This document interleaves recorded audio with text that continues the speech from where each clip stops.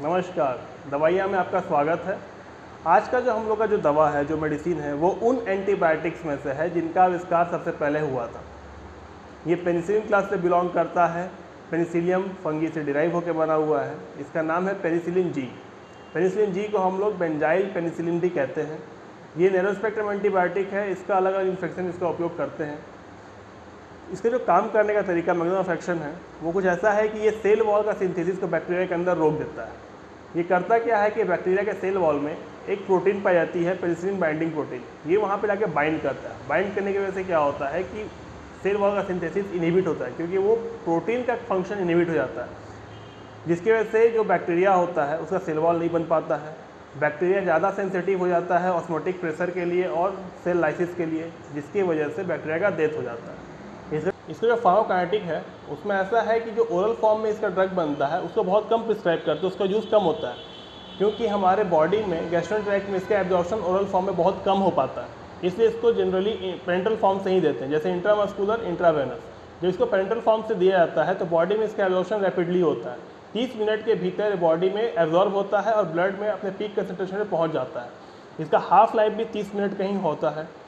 ये बॉडी से किडनी के थ्रू बाहर निकलता है। इंटरेस्टिंग बात यह है कि इसका मेटाबॉलिज्म लीवर में नहीं होता है और 70 से 90% ड्रग अनचेंज फॉर्म में यूरिन के थ्रू बॉडी से बाहर निकल जाता है।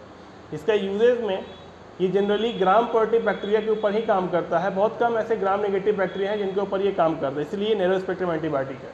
जैसे स्ट्रेप्टोकोकल इन्फेक्शन में इसका इफेक्टिवनेस बहुत देखने को मिलता है, जहाँ पर स्ट्रेप्टोकोकी बैक्टीरिया की वजह से इन्फेक्शन होता है, जैसे फेरेंजाइटिस, स्किन इन्फेक्शन या स्कारलेट फीवर। उसके अलावा ये न्यूमोकोकल इन्फेक्शन में भी बहुत इफेक्टिव है, जैसे निमोनिया, मेनिंजाइटिस, सेप्सिस। इन सब कंडीशन में ये बहुत इफेक्टिव है। दो ऐसे सेक्सुअली ट्रांसमिटेड डिजीज़ हैं जहाँ पर ये बहुत ज़्यादा इफेक्टिव है। इसमें पहला सिफिलिस, दूसरा है गोनोरिया। उसके अलावा एंडोकार्डाइटिस में भी इसका इफेक्टिवनेस देखने को मिलता है, जहाँ पे ये हार्ट के लाइनिंग और वाल्व को इन्फेक्शन को रोकता है। उसके अलावा एक्टिनोमाइकोसिस एक ऐसा रेयर बैक्टीरियल इन्फेक्शन है जिसमें नेक, लंग्स और जो चेहरा है वो अफेक्ट होता है। वहाँ पे भी इसका यूज़ बहुत अच्छा देखने को मिलता है। ये बहुत इफेक्टिव होता है। इसके जो डोज है वो डिपेंड करते हैं एडल्ट पे अलग, चाइल्ड पे अलग। एडल्ट पे जो डोज है वो आपको 250 to 500 mg दिन में 3 बार है, क्योंकि इसका हाफ लाइफ बहुत कम है।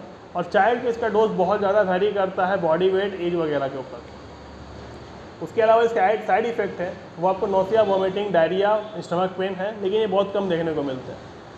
इसका जो ड्रग इंटरेक्शन है वो बहुत ही लिमिटेड है। जैसे अलग अलग एंटीबायोटिक के साथ अगर इसको दिया जाता है तो इसका खुद का इफेक्टिवनेस कम हो जाता है, जैसे टेट्रासाइक्लिन, मैक्रोलाइड्स। अगर इसको प्रीवेनासाइड से दिया जाता है तो इसकी टॉक्सिसिटी देखने को मिलती है। सेफ प्रेगनेंसी में ये बहुत सेफ है। इसका उपयोग आप प्रेगनेंसी में और ब्रेस्ट फीडिंग में कर सकते हैं। उम्मीद है कि आपको ये वीडियो पसंद आया होगा। अगर पसंद आया तो प्लीज़ शेयर करिए, सब्सक्राइब करिए। तब तक अपना ख्याल रखिए। हम लोग फिर अगले वीडियो में मिलेंगे। जय हिंद।